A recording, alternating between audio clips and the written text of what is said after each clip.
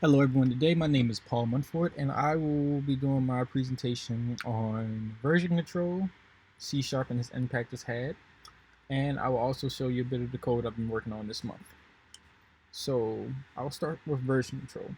When I first started this class, I didn't know that version control had such an importance on programming until I decided to do research on it due to class assignments.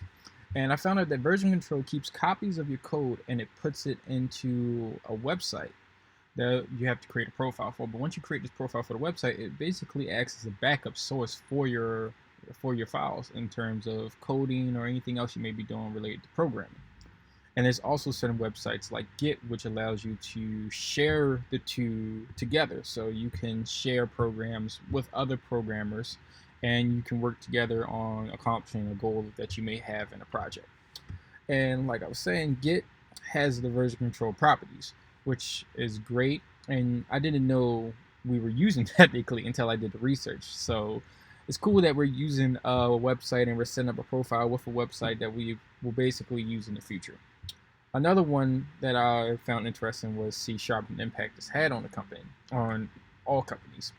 I didn't know that C# shared a language between C++, Python, Java, and JavaScript, which I found very fascinating too, and the fact that it merges all those codes together to form its own language.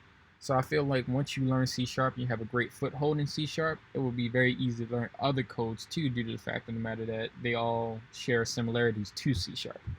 Another thing I found interesting is that C# is connected to Unity, and Unity has very good game qualities and is pretty much very intertwined with creating video games. I also didn't know that C# has a hand in creating video games for the Oculus Rift. I found all this very fascinating, very interesting due to the fact of the matter that one of my passion projects is to create a video game of my own. That is it for my slideshow presentation. So I want to show you guys some of the code I've been working on for this month. So let me get out of this. So right now what you guys are looking at is my menu screen. And right here on my menu screen, it shows you everything from swapping name options, spelling things backwards, age conversion, temp conversion, and big fish. I used an if-else statement to make all these things optional. And you could basically choose any and the system will basically run it and figure out which one you want to do. So I will do age conversion. Well, age convert.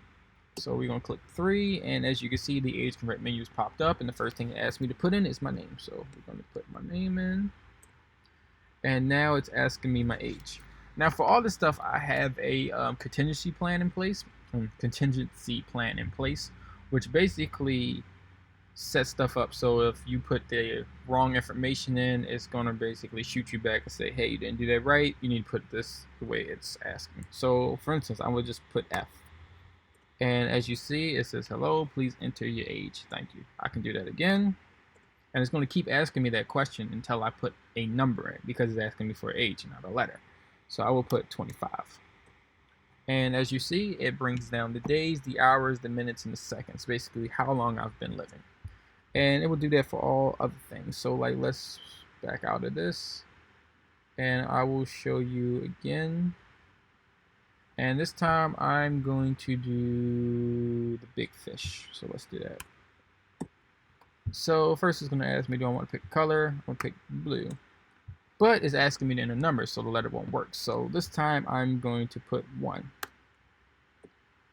And bang. It's basically saying, hey, the biggest fish that you can catch is going to be 24.6.